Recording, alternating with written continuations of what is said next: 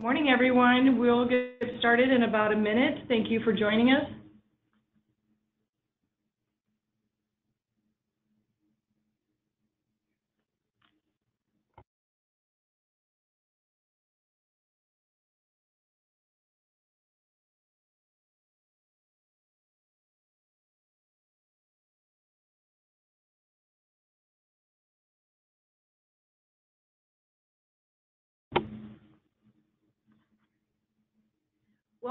Welcome to all joining us today for the presentation of two-way giving and gifts that give back to your donors. We truly appreciate your taking time out of your busy fundraising schedules to learn more about the wonderful plan giving tools of the Charitable Gift Annuity, Charitable Remainder Trust, and the Pooled Income Fund. I'm Elaine Appleby with the Charitable Giving Resource Center, headquartered in West Des Moines, Iowa, and I've had the privilege to work with many of you in offering CGAs, CRTs, and PIFs to benefit your donors and nonprofits. At CGRC, we live in two tracks, one being gift planning education for donors and nonprofits, and the other one being gift planning implementation, such as CGAs. And I'm happy to announce that as of November 1st, we are in all of the United States and offering CGAs, excluding Hawaii. So I'll be happy to visit with you further about this. This presentation will combine both of the areas of education and implementation as we share with you information regarding two-way income plan giving tools and how you can offer them to benefit your donors, their families, and your organizations. Now, if you have any questions during the presentation, please type it in the question box and we'll answer them at the end. At this time, I'd like to turn the program over to John Severson of the Charitable Giving Resource Center. John is an expert in the field of plan giving, speaks nationally on the topic, and is a contributing author to the newly released Unprepared Heirs at Risk, 14 Elements of Successful Wealth Transfer. Through working with donors, John quickly realized that not all nonprofits had the ability to offer charitable gift annuities, a charitable trust, and pooled income funds, a challenge that John set out to resolve, as he says, to level the playing field. Through his diligence in assembling the best of the best in partners, John has created the solution. John, thank you, and I will turn the program over to you. Well, thanks, Elaine. Good morning, everyone. Hope it's bright and sunny where you are. It's bright and sunny in Des Moines today for a change. It's been kind of cloudy. Yeah, this is a great opportunity because I love the area of plan giving because it is donor-centric. The donors win, the charities win, everybody wins. And it's really interesting as I've been around this area. I first learned about plan giving professionally in 1984. And have been helping to educate donors and clients in that area since 1984. And it's just interesting that what we find is that most donors don't know what they don't know. And unfortunately, a lot of times their professional advisors aren't helping them to discover what they don't know, particularly in the area of helping the causes that they care about now and in the future. And even going beyond the traditional will bequest, which certainly helps charities after the donor is gone, but it doesn't help the donor during their lifetime. So I just love these split interest gifts that split the interest between an eventual remainder going to charity at the death of the donor, just like a will bequest. But during their life, they can have some wonderful income and even get some tax benefits in addition. So we're just going to dive into this and talk about various ways to do two-way giving. Okay, now why is my slide not advancing here? Okay, we got a little technical difficulty, but we have a technician here. His name is Tim, and he's going to get us all set up. Okay, there we go. So our agenda for today is going to be just to introduce you to charitable gift planning tools that you may or may not be familiar with. And then we're going to introduce you to the charitable gift annuity, charitable remainder trust, and pooled income fund. These are three split income gifts that we're going to really be focusing on today. These seem to be the most common from a practical perspective, and really are wonderful ways to provide lasting legacies for your donors. And the second part of the program is going to be talking about implementing these gifts. So here's the deal. It's one thing to know about these instruments and begin conversations with your donors about how you can help them help themselves and help your organization. But then they have to actually be able to implement them. And that's where many times these gifts fall apart. So we're going to talk today about how we can be more successful in helping you make certain that these gifts get implemented and come to fruition to help you, both you and the donor. So here's the question. Do you think your donors would choose to allow Congress to direct their philanthropy through taxation, or would they rather choose to benefit themselves, their family, and their favorite causes through a planned gift? Either way, they're being charitable. The question is, who's going to control the ultimate disposition of that gift? Congress through taxation, or themselves and with your organization through a planned gift? So we're going to talk about some tools here to help them do that. And these tools help the donor themselves, help their families, and their communities all at the same time. It's a win-win-win proposition. So here's the question. How many of your donors currently receive regular checks from nonprofits that they support? Do you think they like to? We find they do if they're made aware that they can even do such a thing. So if we talk about these planned giving vehicles, charitable gift annuities, charitable remainder trust, and pooled income funds, these three are ways for which they can receive checks during their lifetime to help support their lifestyle, and know that at their passing, that a portion of that instrument is going to end up back at the charities and causes that they care about, rather than going through Congress to let Congress spread that money around. So let's first of all talk about the charitable gift annuity. Many of you have known and heard about charitable gift annuities. Maybe you've been involved in them for some time. Technically, it's just a contract between a donor and a charity that guarantees an annual income in exchange for a gift of particular assets. It's rather simple. An agreement's only usually a couple pages long. It's not real complicated. And 100% of the remainder in that contract goes to the nonprofits that the donor recommends at their passing. And so this becomes an irrevocable gift, unlike a will bequest, which can be revoked all the way up until the donor's death, sometimes with pressure being put on them by family members unscrupulously. With a charitable gift annuity, no one's going to change that ultimate gift coming to the charity. Payments to the donors can either start immediately, which is more often than not the way they do it, or they can be deferred, and we'll show you an example of why they might want to defer that. Either way, the donor gets an immediate charitable income tax deduction, which is not necessarily the motivation to do this. It's kind of like the frosting on the cake, and we'll describe how that works here in a moment. Charitable gift annuities as a planned gift instrument have been around for a long time. Many of the instruments that we use today in planned giving were created in the 1969 Tax Reform Act by Congress. But charitable gift annuities have been around for 160 years. It's the late 1800s that charities started issuing these agreements. So here's how this works. I just love this little illustration here. I can put my little arrow on this. Charitable gift annuity is just a pot at a nonprofit that has a spigot on it and has an umbrella over it. That umbrella is a tax-sheltered umbrella, and whatever goes on underneath that umbrella is sheltered from taxation. Well, the charitable gift annuity, it sits on the books of the nonprofit, which is a tax-exempt entity, so that's wonderful. And then the spigot is on there because it can provide income back to the donor. So here's how this works. A donor can provide you with cash, or even better, appreciated assets if you're equipped to take them, and they transfer those into the nonprofit, and they put it in a charitable gift annuity account. Then immediately or at some point later, the lifetime income comes back to the donor or to the donors, and they cannot outlive it. You know, the word annuity in the dictionary just means simply a series of payments. Now, the financial services industry has kind of maligned that term, in my opinion, and people now equate annuities with investments.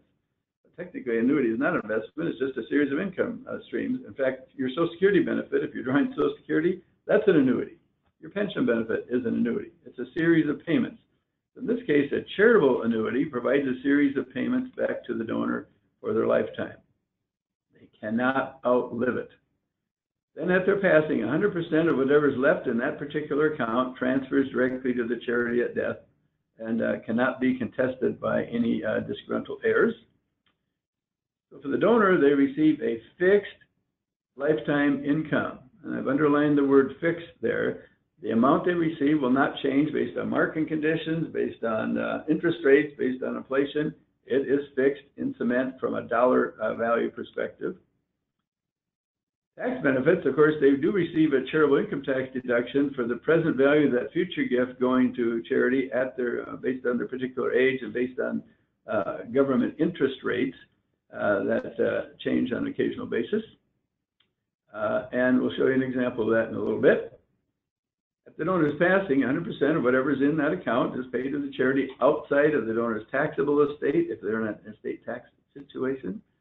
Generally, the way we work these, there should be about 50% of the original deposit that went into the gift annuity account should be left for charity if the donor dies right on time at their life expectancy, according to a government table.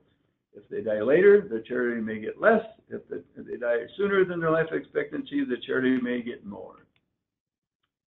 So why should we, if I'm a donor, why would I consider a gift annuity over something else? Well, we've found that sometimes donors have heard about charitable remainder trust, which we'll be discussing in a few minutes, but they think, that's a little too complex. I want something more simple. And gift annuities are simple. They also have just a smaller asset that they want to give than a trust requires. In our opinion, we shouldn't be talking about charitable remainder trust until a donor wants to put at least $250,000 into a split gift instrument. So the charitable gift annuities kind of fit in that space between $250,000 down to usually about $20,000.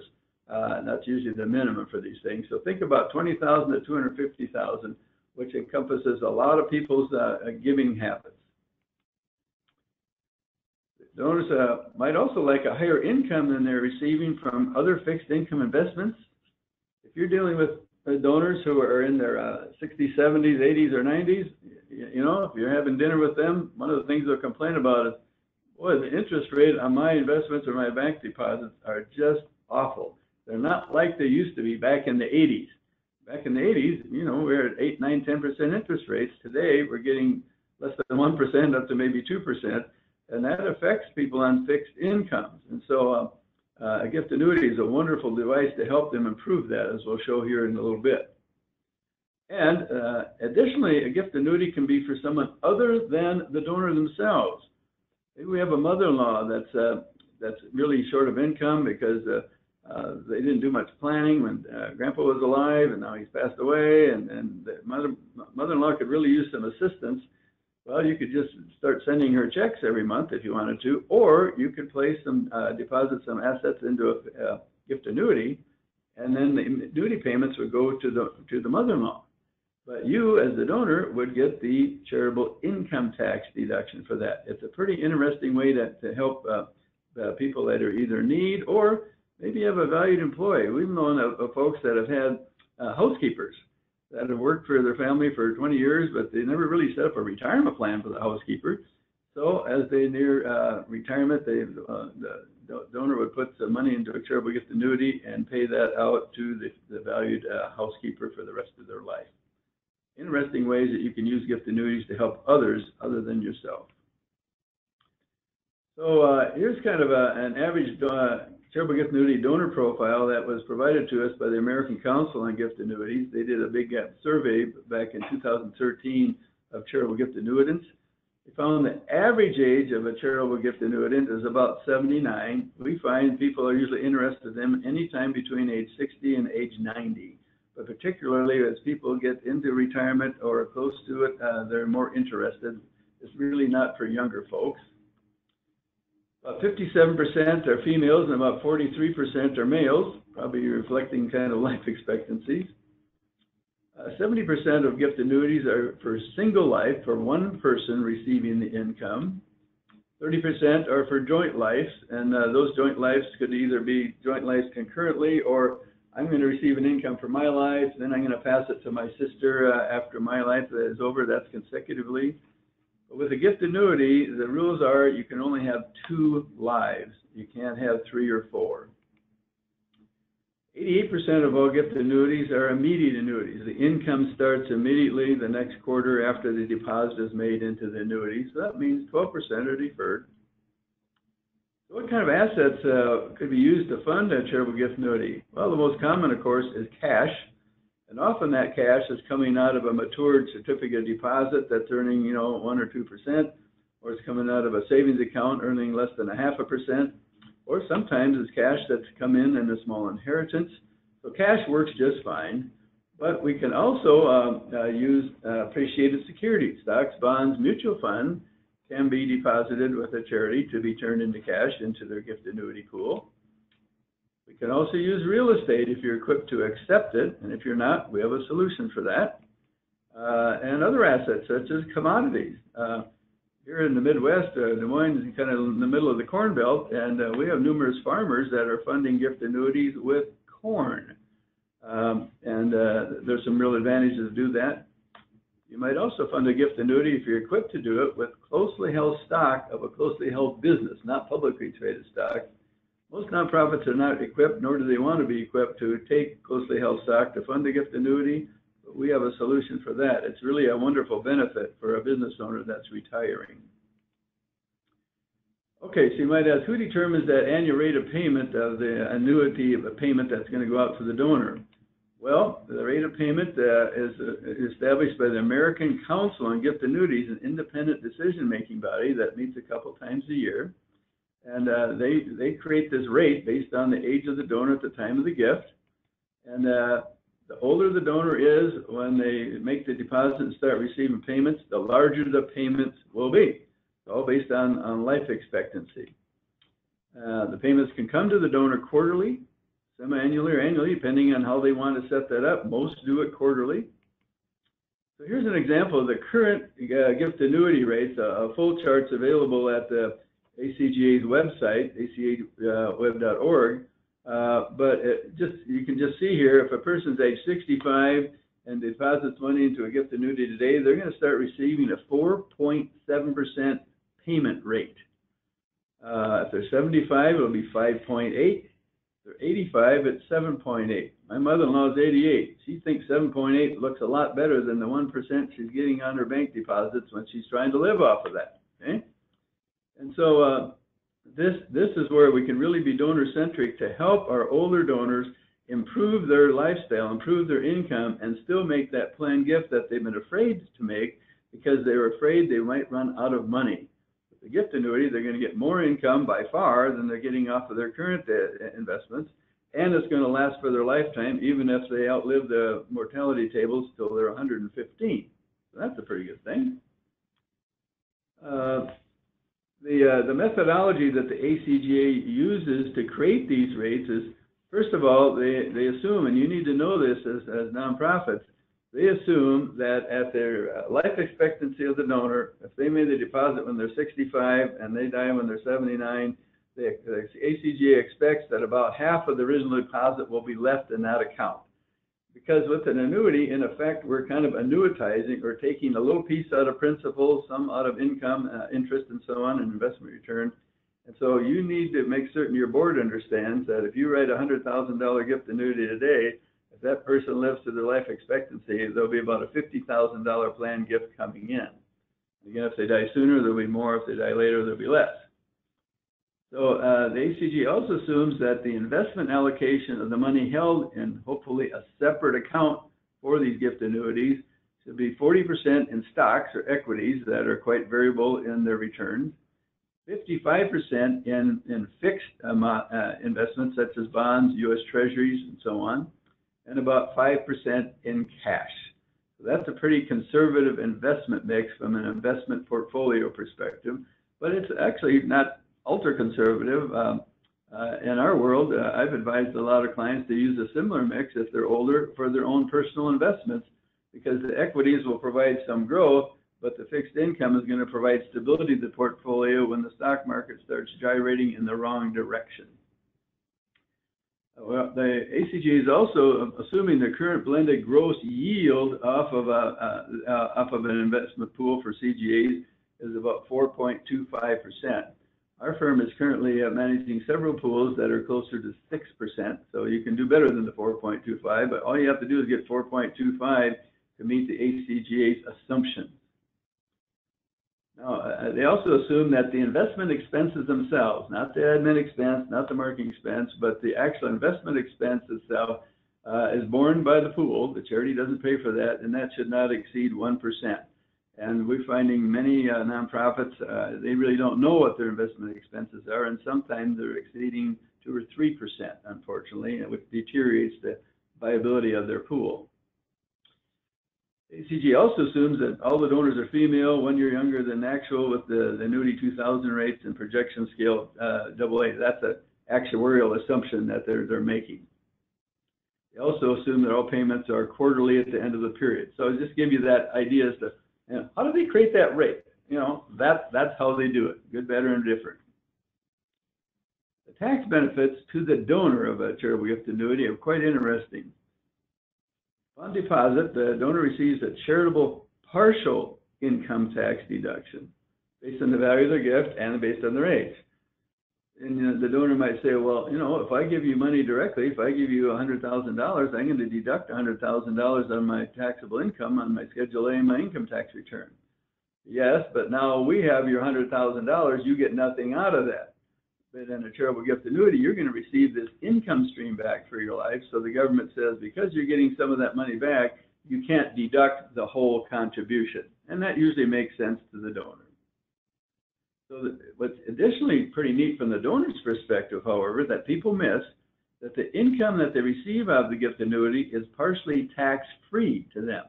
Remember I said it's assumed that a portion of each payment that's coming back is a return of principal.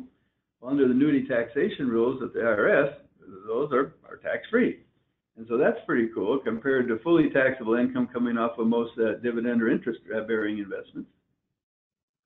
Then at the donor's death, whatever's left in that particular account is paid to the charity outside of the donor's taxable estate, does not go through probate, cannot be contested by anyone, and generally we expect about half of the original gift to be left there if they pass away on time at their life expectancy.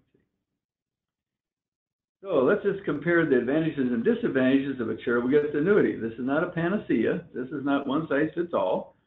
But the advantages are there is that initial income tax deduction, which I would tell you kind of is helpful, particularly as an example, there's several older adults that are sitting on matured government E and double E bonds, savings bonds, that stopped bearing interest after 30 years. But they never paid any income tax as the interest was accruing, and they don't want to cash them in because they'll get hit with a big tax bill.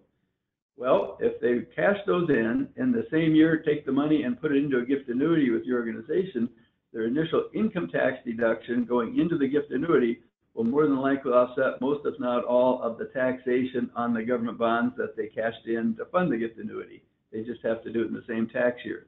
So that's a pretty interesting strategy. They're going to get that guaranteed fixed annual income for life. They don't have to worry about the stock market. They know exactly what's going to show up in their mailbox every quarter. It never changes.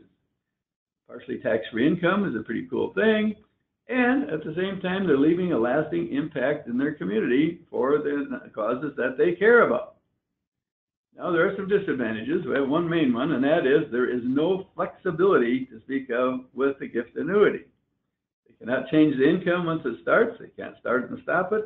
The only thing a donor can do is they could say, well, you know, I either won the lottery or I had a big inheritance. Now I don't need this income stream. I'm going to stop the income stream and let you, that my favorite charity, have the remainder interest early, even before I die. That's about all they can do that's not locked in cement. So here's what a charitable gift annuity is not. A charitable gift annuity is not a commercial annuity issued by an insurance company, which, of course, they're on TV with that, and everybody's talking about, you know, you need to buy an annuity because it's wonderful and it's tax deferred and all that good stuff. But guess what? A commercial annuity issued by an insurance company, not issued by a nonprofit, has no charitable income tax deduction, and it names the insurance company, in effect, as the ultimate beneficiary. If a person sets up an immediate annuity with an insurance company, and whenever they pass away, that money stays with the insurance company. That's how they actuarially calculate that all out. And so that's a big difference between what you can do for them and what a commercial commercial annuity can do for the donor as it pertains to the retirement income stream. Let's give you an example here. We have our donor, Mary Jones. She's age 75, pretty typical. And she's got $20,000 in cash. She just had a CD mature that matured, and they were going to renew it at 1.1%. And so she says, is there something else I can do with that? Well, let's see. If she puts that $20,000 in cash into a charitable gift annuity, look what happens. In that year, she gets a charitable income tax deduction of $9,154. That's the present value of that income stream that's going to be, the remainder interest is going to go to charity at her death after she draws $1,160 a year off of that annuity for her lifetime. That's a 5.8% annuity payment to her. Okay? Now the $1,160 she receives every year, $875 is essentially tax-free, which is a wonderful deal for Mary. She has more spendable income for herself. And then, of course, she knows that at her passing, if she dies on time at their life expectancy, about half of that $20,000, about $10,000, is going to go to support the causes that she cares about and wants to see sustained. So that's a real simple example of how this would work for Mary. Now, if you're Mary, you say, what are my other options? Okay, well, let's just see. If I put that $20,000 back in a 1% savings account, I'm going to get about $200 a year in income. It's all taxable, so I get to spend about $150 of that, and there's no charitable deduction. Or I could go really wild and find about a 3.5-year certificate of deposit that's going to pay me 2%. And I'll get $400 a year, of which I get to spend $300 because the whole $400 is fully taxable. Or I could put that $20,000 in a charitable gift annuity with your organization, and I'm going to get $1,160 a year as a payout, of which $875 is tax-free.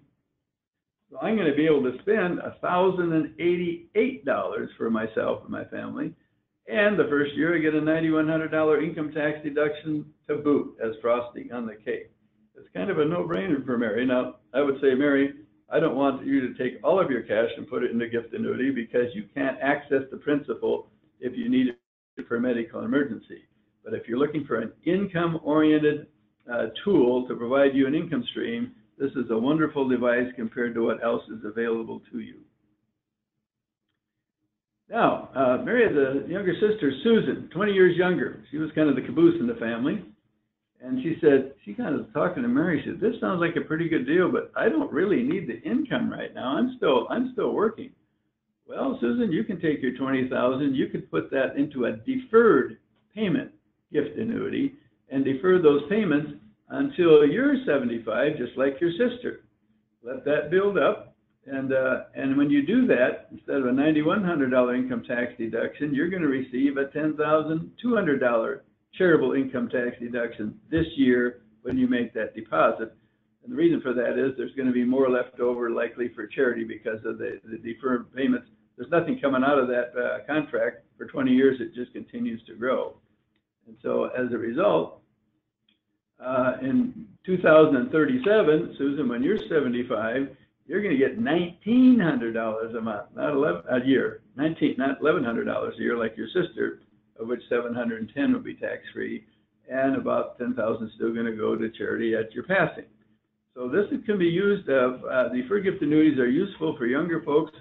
I helped a lady in our church do one of these who inherited some money from a farm that was sold out of her parents' estate, and she ended up having to pay some income tax on it. So her CPA referred her to me and said, talk to this person. I know you have some charitable intent.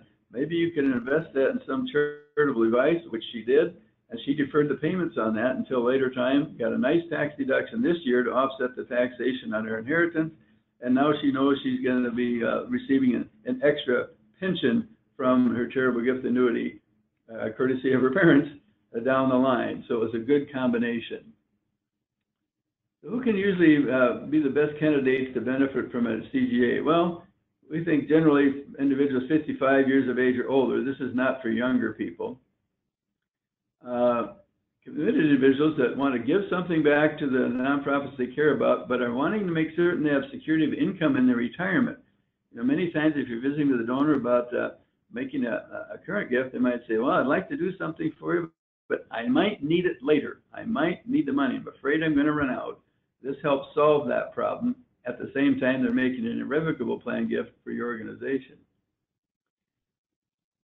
Individuals wishing for their income stream to be continued so they don't have to worry about it and don't want the investment responsibilities. we find once that people reach 75 or 80 years of age, they don't want to mess with this whole investment thing. They just want to go to the mailbox and get their check and then go have coffee with their friends. It also applies to individuals with highly appreciated but low dividend-paying securities or other property. You know, if they bought Microsoft stock about 30 years ago, it's worth a whole lot more than they paid for it, but it still only produces a 2% dividend, which is not meeting their income needs. Makes a wonderful contribution vehicle into a charitable gift annuity that helps them a lot. Plus, they avoid capital gain on the sale of the property. Let's move now into the charitable remainder trust. Elaine, did we have any questions come up on the gift annuity? Okay. Oh, I gotta do this to make certain that you can see it. Okay. Nothing in the question box. Okay. We'll move on. Charitable remainder trust. Been around since 1969. It is an irrevocable tax-exempt split interest trust off the balance sheet of the charity and a separate vehicle, separate federal ID number, into which you make contributions of assets and return income for your life, or you can actually do a term of years. So it's similar to a charitable gift annuity. It's just a little more complex and can handle more complex circumstances. But other than that, it's still a split interest gift. Charity gets money at my death, I get income during life. Upon termination of the trust, either at the death of the donor at the end of a certain period, the remainder is transferred to the charitable organization outside of probate, can't be contested by the heirs, and so on, very similar to the CGA. And so I use the same example here, but in this case, we have a charitable remainder trust, and that trust probably is not even going to be trusteed by the nonprofit. It's going to be trusteed by the donor themselves, or maybe an independent trust company, so the charity doesn't have to worry about doing all the admin on this, but it's still a tax sheltered umbrella, and it still has a spigot on it. So to the extent we make cash or appreciated asset gifts in this charitable remainder trust, once those assets get in the charitable remainder trust, we're in a tax exempt environment, which makes this really cool for putting appreciated assets in to help avoid recognition of capital gain and therefore capital gains tax. Then, of course, we're going to get life income back to the donor, and 100% of whatever is left in the trust at the donor's passing is going to pass to charity, very similar to the CGA. So the donor is going to receive a lifetime income, no question about that, and they're going to receive a partial charitable income tax deduction, just like they did with the CGA. It's calculated similarly, but not exactly the same. And at the donor's death, 100% passes to the charity outside the donor's taxable estate. Okay, so, but here's where it gets a little more complex. There are varieties of CRT. In fact, I should go back here. This lifetime income, it doesn't have the word fixed. I don't know if you noticed that or not. On our CGA, the life income was fixed at a certain dollar amount. For the charitable remainder trust, we fixed the percentage. We put a percentage limitation on this spigot. It has to be a minimum of 5%. Many times people put 5 or 6 or 7% spigots on their trust. So that spigot is going to kick out 5 or 6 or 7% to the donor of whatever the value of the trust is at the beginning of each year, and it resets. And as a result, their income could go up or down year by year depending on what the value of the trust does. So if the trust is invested wisely and goes up in value, their income stream is going to go up even though it's the same percentage, but that percentage is of a larger dollar amount. It can also go down, so it's not fixed. That's the difference. Now, there are varieties of CRTs, and we're not going to get too deep into that. There's something called a CRAT, a Charitable Remainder Annuity Trust, which does provide a fixed payment from inception. That looks much, much, much like a CGA. We don't use those very often for reasons I'll explain in a minute. You can only make a one-time contribution to it as a result, just like a CGA. But then there's more commonly, we use the Charitable Remainder Unitrust. Unitrust is kind of a strange word, isn't it? But a unitrust operates this way. The payment percentage is fixed on that spigot, but the dollar amount can vary each year based on the value of the Charitable Remainder Unitrust every December 31st. It's valued every year. And then you can make additional contributions. For instance, we helped a high-paid surgeon set one of these up one time, he was also already contributing as much as he could to his clinic's retirement plan, and he wanted to set aside some more money for himself for retirement because he knew he wasn't going to make the kind of money he's making now after he retired, but he's making a lot of money now. He was very charitable inclined and wanted to do some planned gifts, so we set up a charitable remainder trust into which he makes annual contributions each year of several $100,000. And right now he's got several $1 million. He's been at this for about 10 years. He has several $1 million in his charitable remainder trust, and he's not retired yet. But he likes it because if he gets sued as a surgeon, no one can touch the money in his charitable remainder trust. It's off his balance sheet. And it's the tax-favored contributions were wonderful, and it's not going to be taxed in his estate when he passes on. So a lot of benefit there. We can't get into the detail on all of these charitable remainder trust, charitable remainder unit trust variations today, other than we normally try to use a standard charitable remainder trust or a flip CRUT if we're going to put in a piece of real estate or a business that we don't know when it's going to be sold. But if you want to learn more about that, contact our office, and we've got to talk you through that, particularly if you have a donor that's in that circumstance. Charitable remainder trust can be either for the life of one person, 2 people, 3 people, 4 people, 5 people, or it can be for a term of years not to exceed 20 years. Sometimes there's reasons to use that term of years trust rather than a life income trust. These are things you cannot do with a charitable gift annuity. So here's our Mary Jones. She's 75. Oh, in addition to the $20,000 she found to invest in her annuity, she's got $1 million worth of appreciated Walmart stock that she paid $500,000 for a number of years ago. So she's got some appreciation. Her accountant tells her if she sells it, she's going to have to declare a $500,000 capital gain and pay tax on that right now, but she wants more income. So she puts her stock into the charitable remainder trust, where it's then sold tax-free. And upon doing that, she's going to have a $605,000 charitable deduction. It'll save her about $150,000 in income tax this year. And she's going to put a 5% spigot on that trust. And so the first year, she's going to get $50,000 because 5% of $1 million is $50,000. That trust principal goes up, she'll get 5% of a higher amount. If it goes down, she'll get 5% of a lower amount. And as a result, if she manages her principal wisely in her trust, it's likely that your nonprofit's going to receive close to the $1 million that she contributed at the front end. You see the similarities with the CGA, but the differences are also there.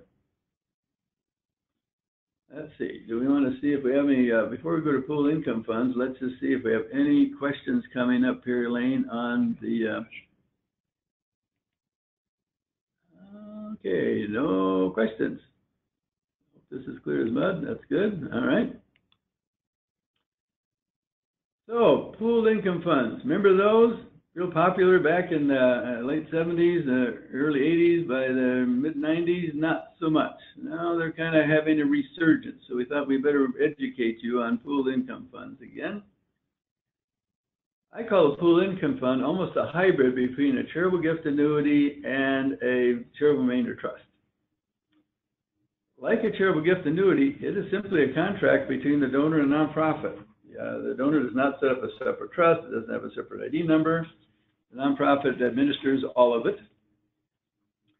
The donor again makes a current gift to a nonprofit in return for a variable income payment for the rest of their life or the life of another person. Variable as opposed to fixed with a CGA. So it's variable, kind of like a charitable remainder trust. Fixed as opposed to a CGA, which is fixed. That's the big difference. So again, it's also a tax-sheltered vehicle. And the pooled income fund assets actually sit on the balance sheet of the nonprofit, just like it would for a CGA. And we have a spigot on this fund. We can contribute cash, or even better, appreciated assets, avoid recognition of taxable capital gains, and income comes back to the donor for the rest of their life. Okay? 100% of the remainder go into charity at death. See the theme here? All three of these devices are very similar in that regard. But in this case, the donor is going to receive a variable lifetime income Unlike the charitable remainder trust, where we put a percentage on that spigot, with the pooled income fund, the donor is going to receive whatever income is generated inside that fund for the rest of their life. And that income will vary from year to year depending on how the money is invested. And income is defined as dividends, interest, and rents. It's usually not defined as capital gain or growth. And so that's why pooled income funds kind of fell out of favor as interest rates in the economy declined back in the mid to late 90s. But there's been a resurgence in pooled income funds, not because interest rates are so high, that they are very low, but they're starting to come up. But also there's more investment vehicles today that can produce higher interest than regular bank deposits. So most of our pooled income fund experiences, right now donors are receiving about a 4% distribution. But the reason that they're so popular is they receive a very, very large charitable income tax deduction based on the value of the gift and based on their age. If you go back to our friend Mary, remember with her charitable gift annuity, I think she got an income tax deduction of about 46 or 7% of her deposit. With her charitable remainder trust, she got an income tax deduction of about 50-some% or 60% of her deposit. If she puts that same money into a pooled income fund today, she'll get an income tax deduction of over 80% of her deposit because the deduction is calculated differently. And in a low interest rate environment, that present value factor that we use for making that calculation is very, very wonderful right now, believe me. So that's kind of the resurgence, excuse me. Of course, at the death of the donor, 100% of what's left in that pool goes right to the nonprofit because they already have the money. And it's outside the donor's taxable state, cannot be contested by heirs, etc. Very similar to the CGA and the CRT. What are the advantages of a pooled income fund? Well, there's very large initial tax deduction is one. For instance, we have a situation right now where a physician is retiring, and as part of his retirement, there's $500,000 in an account receivable for his clinic based on the work he's done but hasn't got paid for yet. Well, when he retires, they're going to pay that account out to him as ordinary income. He can't defer it, can't do anything else with it. So he just added another $500,000 to his taxable income this year. He can take that $500,000 in cash and in the same year put that into a pooled income fund for he and his wife. And we just calculated it. He'll get about an 81% deduction on that $500,000. So he'll be able to deduct almost $400,000 on his income tax, almost totally obliterating the tax on those accounts receivable coming to him. So that's a real planning opportunity for people as they transition into retirement. These variable income payments, of course, go for life, but they can allow for inflation. To me, that's an advantage over a CGA for some folks, because if you start a pooled income fund today and it's kicking out about a 4% income stream to you, if interest rates go up in the economy, which they're supposed to be doing, and we thought they'd go up by now, but Janet Yellen hasn't pushed those up yet, the Federal Reserve, but they probably will. So maybe the income in a couple of years will be 5% or 6%. If we have hyperinflation again, it might go to 8 or 9% like it did back in the 80s. So the point is your income is going to vary, but that's not necessarily a bad thing, especially when you're starting in a low interest rate environment like we are today. And of course, we leave a larger lasting impact on the community as a planned gift. The disadvantages are all the income comes out as ordinary income, unlike a CRT or a CGA where a portion of it comes out partially tax-free. With a pooled income fund, every nickel that comes out as ordinary income. Just added to the person's income. And the variability of future returns does not allow for that guaranteed level of payments. You can't count on exactly what it's going to be. So that can be a disadvantage for those that can't stand variable income. Then they need to go back into a charitable gift annuity or maybe a charitable remainder annuity trust. So it's important for you to know exactly what device to recommend to the donor based on their circumstance, knowing it's going to be a great plan gift for your organization regardless of which they choose. So guess what? Harry and Susan have a brother, Bill. He's age 65, and he's ready to retire, and he had some appreciated stock, about $250,000 worth. He paid $125,000 for it 10 years ago. So if he puts that $250,000 worth of stock in the pooled income fund where it's been sold, he doesn't have to recognize the cap gain for cap gains taxes. Look at the deduction he's going to receive, about $203,000 of income tax deduction. Saves him $50,000 in income tax this year. That's unbelievably huge. Okay? And in this case, if he gets a 4% payout as far as the dividends, interest, and rents, according to how the principal is invested, he's going to get about a $10,000 income stream now, which can vary in the future depending on how the investment pool does. And also interestingly enough, in this case, because the pool never pays out principal, the full principal amount, if it's it stays at $250,000, will be there at his passing for the charities that he cares about, or it could actually be more because all the growth gets added to the principal and never gets spit out to the donor. So in this case, the pooled income fund can really be a blessing for the nonprofit as well if we have some growth in the principal pool. All right, so we kind of talked about the nature of these animals. Now let's talk about how we can implement these planned gifts. If your organization is not equipped to do that, you don't have local representation, the Charitable Giving Resource Center is equipped to help you with that. So let's talk about first the charitable gift annuity. I would tell you that many nonprofits are not issuing charitable gift annuities, probably for good reason. Their CFO hates them because when you book a charitable gift annuity on the balance sheet of your organization, you've now booked a liability for the lifetime of that donor, and that liability doesn't go away until the donor dies. And CFOs really don't like that. Your front office doesn't like having to make tax calculations and quarterly payments and cutting checks and so on, so there's some administrative responsibilities.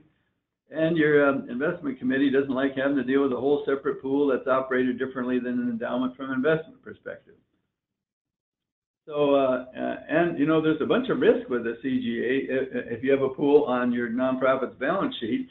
And you can see I got about a dozen things here, but for instance, sometimes investments can go against you if you come in and you're offering a 7.8% gift annuity rate for an 85-year-old, and all of a sudden your portfolio drops in half because it was not invested correctly, because not all investment advisors understand the nature of a CGA pool. It can be bad because you can exhaust a pool and you might end up having to dip into the general assets of your nonprofit to keep making those payments to the annuitant. That's why CFOs really don't like these things, and you can understand that from their perspective, but we have a solution. Also, this whole thing of regulatory, we've talked to many nonprofits that didn't realize, and there are many states that if you have a donor that lives in that state and you write a charitable gift annuity, your nonprofit has to register with that state and often pay registration fees and have all kinds of reporting and so on. If you're not doing that, you could be in violation. And many nonprofits aren't even aware that these regulations exist. We've got a solution for that as well. So these are the top 10 mistakes that nonprofits use if they're issuing their own CGAs. Sometimes the board dips into that CGA pool and uses it for current expense, which adds to the liability. Sometimes they create rate exemptions. In other words, instead of 7.8%, they're going to pay out 9% because the donor asked for more income. That's not a good thing. I'll go down here. There's no asset liability matching on their investments. There's no written risk management plan matching risk tolerance. There's no review of the CGA. There's just tons of mistakes that nonprofits make. And when they come to us and say our CGA pool is upside down, that is, there's less money in there than we have to pay the annuitants, there's not a real good answer for rescuing that. The best answer is to prevent that from happening, and we've got a great solution for you. So how can you offer charitable gift annuities and avoid all those risks and all the hassles? Well, we've made an arrangement to set up a national charitable gift annuity solutions program that works for any U.S. nonprofit at no charge. And it's a turnkey program that you can be ready to go in a matter of about 30 minutes. We've done it. We're dedicated to serving nonprofits of all sizes, and as Lane indicated, I recognized early in my career that the smaller nonprofits could not compete with the big universities and large hospitals that had tons of staff and tons of resources, and they couldn't be offering gift annuities for the reasons that we stated. We want to level that playing field so that any nonprofit, even a very small nonprofit, can offer this as a benefit to the donor without all the risks.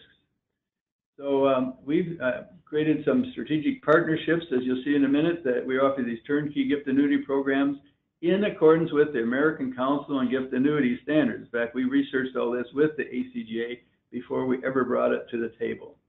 So here's how this works. We've got an arrangement with the National Gift Annuity Foundation. That's our nonprofit partner, on whose books the liability resides, not on your books, where the donor makes the asset transfer to the National Gift Annuity Foundation, gets income back for the rest of their life, administered by a third party, and at their passing, the remainder flows through the National Gift Annuity Foundation and comes 100% to your organization.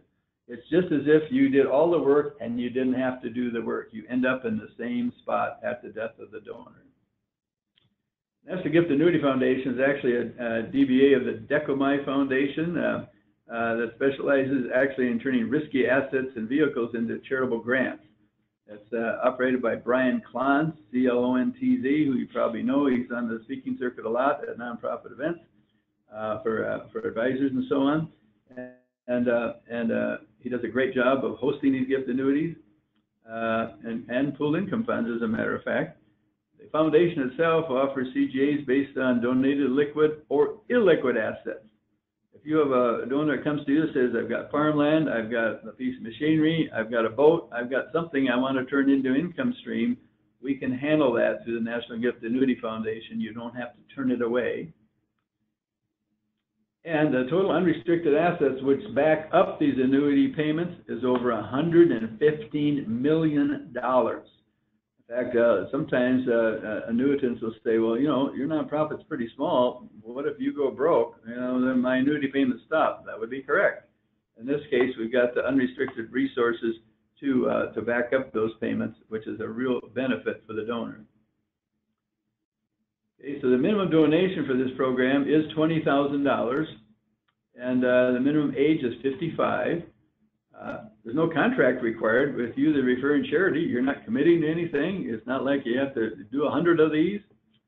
The agreement is actually between the donor and National Gift Annuity Foundation, with your nonprofit as the beneficiary on the contract in writing.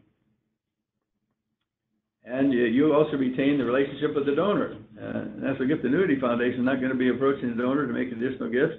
You're the relationship manager. It's your donor. And there's no cost to either the donor or the nonprofit. All the costs that are for administration are borne by the gift annuity pool itself. And the National Gift Annuity Foundation operates in 49 states. Remember I talked about regulatory? National Gift Annuity Foundation is registered to offer gift annuities in 49 states, including California, New York, and Washington State, which are horrible states to get registered in. In fact, it took us 2 years to get registered in the state of California to offer gift annuities there. Hawaii is excluded because they want us to have brick and mortar and have the money in Hawaii for a period of 10 years. And I'm volunteering for that, but no one's taken me up on it yet. So here are 49 states, contiguous states in the U.S. and Alaska. And so if you're a nonprofit that's offering your own gift annuities, and you're in the state of Minnesota, and you have a donor that happens to live in California, Washington, New York, where you don't want to go get registered because it's horrible to get registered there, we can help you just for that single donor if you wish. We follow the ACGA recommended rates. We use their model portfolio for asset allocation using exclusive index funds, which are very, very low cost with no commissions. And the fee that comes out of the pool for the investments, including the investments and all the admin and the marketing, is 2%, which is the maximum the ACGA says that should be coming out of a pool to keep it viable. So we're keeping within those guidelines. The administration itself is done by a Charitable Trust Administration Company, CTAC. They're our partner. They're out of Cleveland, Ohio. They administer over 5,000 charitable gift annuities. That's all they do. They administer charitable trust and gift annuities. And then they outsource the investment management to Sherpa Investment Management, which is a sister company, the Charitable Giving Resource Center here in Des Moines, which does full-service investment management of funds on a non-commissionable fee-only basis, largely used only by institutions. And then a process coordination with illustrations for you if you don't have illustration capacity, donor discussions all the way through the applications that issues the contract is done by our staff here at the Charitable Giving Resource Center. So basically, you're outsourcing this to qualified partners that can put this together for you in 30 minutes. So best practices, you should make sure your donor understands that charitable gift annuities are irrevocable. We have them sign a disclosure statement indicating they understand that we're going to follow the ACGA rates. We're not going to compete. We're not going to offer more here and more there. We're not going to play that game. We have minimum amounts for a gift annuity of $20,000, and minimum age is 55 for immediate. And we help you develop a gift acceptance policy that specifies what assets will be accepted. We kind of blow the doors wide open on that because we're able to accept most any kind of viable gift, whether it's cash securities or non-cash, hard-to-value assets. We invest the entire face amount in the gift annuity. We don't pull any out and spend it elsewhere up front. We invest the assets appropriately. We establish a method for determining the balance of each gift annuity, so you know exactly what's left in each annuitant's account at any given point in time. Our folks at CTAC do that for us.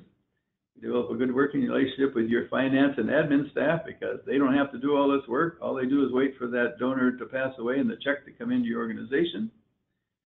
We help you market your gift annuity program and allow you to communicate regularly with your annuitants. It gives you another reason to contact them, either for a current gift or possibly an additional planned gift. And we'll even help educate your board and your colleagues about the benefits and liabilities of gift annuities so they understand what a benefit this is for the organization as well as for the donors with no cost or liability to the organization. If you want to play with this a little bit, this is our Charitable Giving Resource Center website. And on there, we have a charitable gift calculator. If you go to magnifyyouриmpact.com, this little green button here on our website is a charitable gift calculator. Now, Elaine, if I hit that, oh, I goofed up.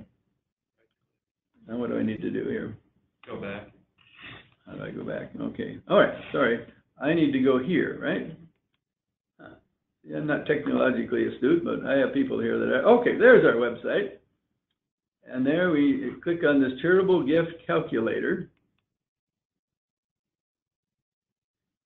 And this was put together by the Stelter company, which happened to be right here in the Des Moines area. You probably know the Stelter people. They do planned gift education, publication, websites, that type of thing. And they've allowed us to use their gift illustrator right on our little website. So you click on gifts that pay you income, charitable gift annuity. I want to have a one life immediate income. Oh, I'm 75 years old, or I can be 80 or, but I'll be 75 today. And I'm going to contribute cash. And then I'm going to contribute $20,000. Oh, okay. So it says right over here immediately, remember Mary Jones? Yeah, I'm going to get a $9,100 income tax deduction. I'm going to get paid $1,160 a year, and I estimate at my death the charity is going to get $10,000. And it even breaks down the taxation of the payment to Mary. Okay, and Mary says, well, then what would happen if I put in $50,000? Oh, you just move it up. If I can figure it out. Nope, I went too far. I went to $70,000. Oh, a $22,000 deduction, $2,900 a year, $25,000 remainder. It's really neat. You could have this on your iPad, on a laptop, right in front of the donor, helping them understand what the benefits would be to them. That's not full illustration. We have full illustration capacity here using the Crescendo illustrator, but this is a real neat little shortcut for you to help design a CGA for a client, for a donor as you're sitting in front of them. I'm going to get out of there. Now I'm back here. So I better stop and see if we have any questions on that because we're almost out of time. We can keep going as long as you'll be with us. Oh, we have a question. I got to get that down here. The question is, oh, there's a couple of questions. Okay, boy, they're hard to read on this little screen here.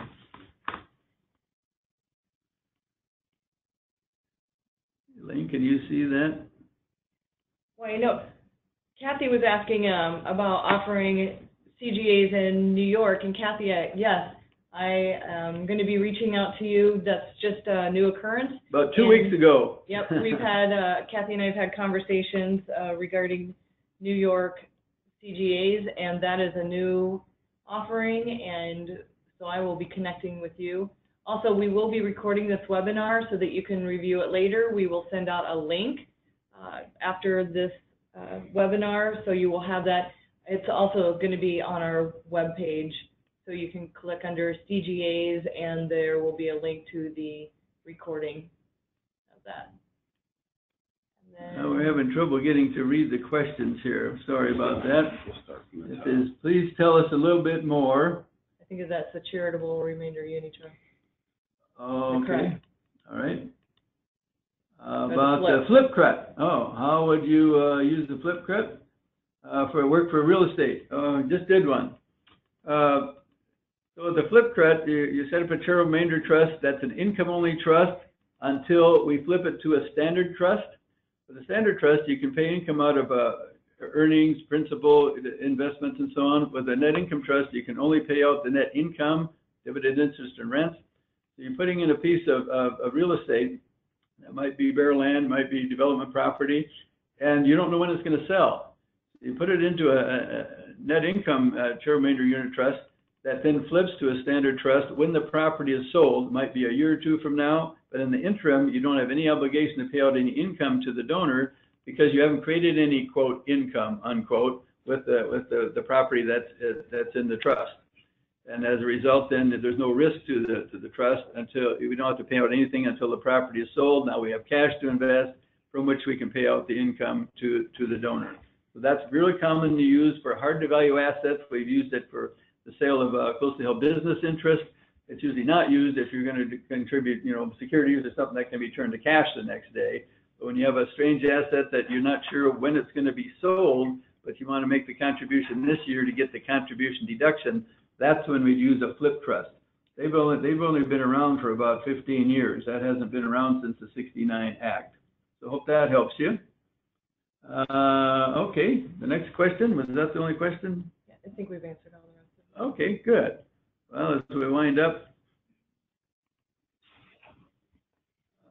get that box out of the way there. Okay, so I can see. All right.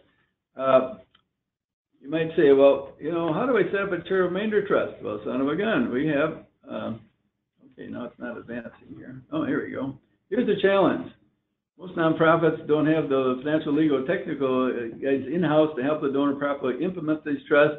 So they send them to their own advisors, and guess what? The advisor says, you don't want to do that anyway. I'm not sure how to do these. Let's go a different direction. You lose the gift, okay? Happens all the time. Regulations even limit how much you can assist donors in those areas. And often the advisors themselves lack the knowledge, training, or experience. This is a specialized area that money professionals just don't deal with, so they try to avoid it. So we've created the Charitable Trust Solutions Program to create a turnkey charitable trust program similar to our CGA program that will customize, help you custom design the trust for the donor. Full administration tax reporting. The donor can be their own trustee.